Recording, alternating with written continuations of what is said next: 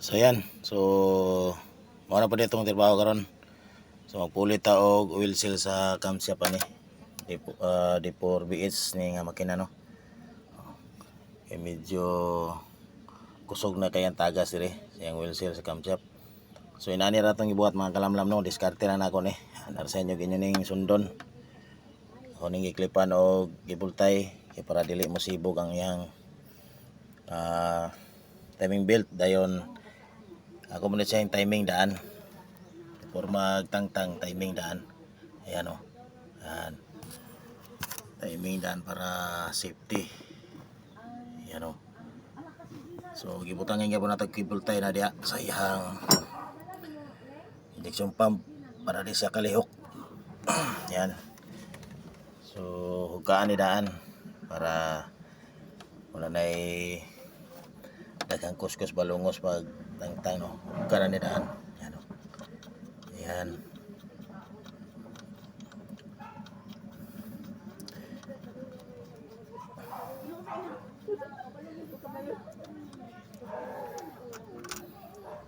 Ayan o. So basig maningala mo ganun ginani akong sistema makalamlam no. So ako na siyang gilakan dire para dili mo sibog iyahang injection pump kay mo pitik ni siya paubos. Kuning gilakan para dili siya kapitik kay mo disadvance siya og usa ka gear pag dili nato ni siya lakan. So maro natong gibuhat mga kalamlam. So inani ra hinihini og sikwat gamay diri. Tang nagini lang.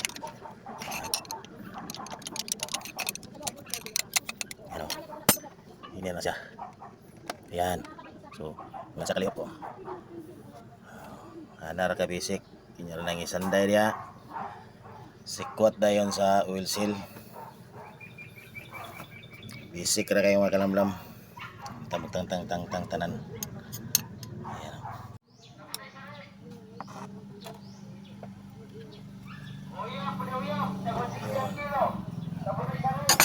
Ayan.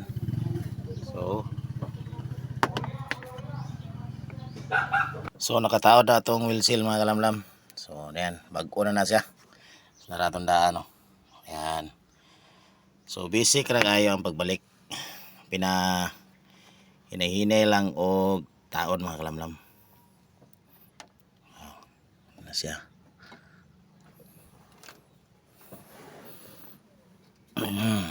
Ayan. Alright. So pasok na siya. Ayan o. Napaka basic ra kayo.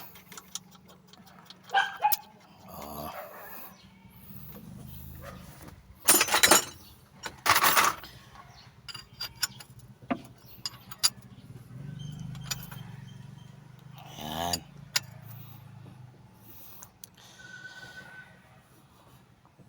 So ito rin pangwaon niyang mga kibultay para ito yung panaro na niya ato sa ning itchin soil daan pero tawang paandar para di ta mga tutyo.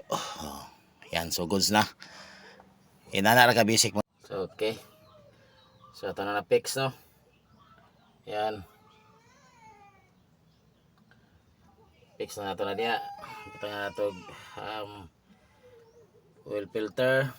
Tubilan na nato oil so atong engine check. Try na itong pandar.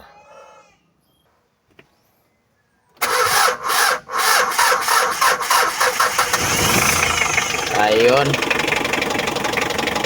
Right. Good sa atong ikot-ikot mga kalamlam no.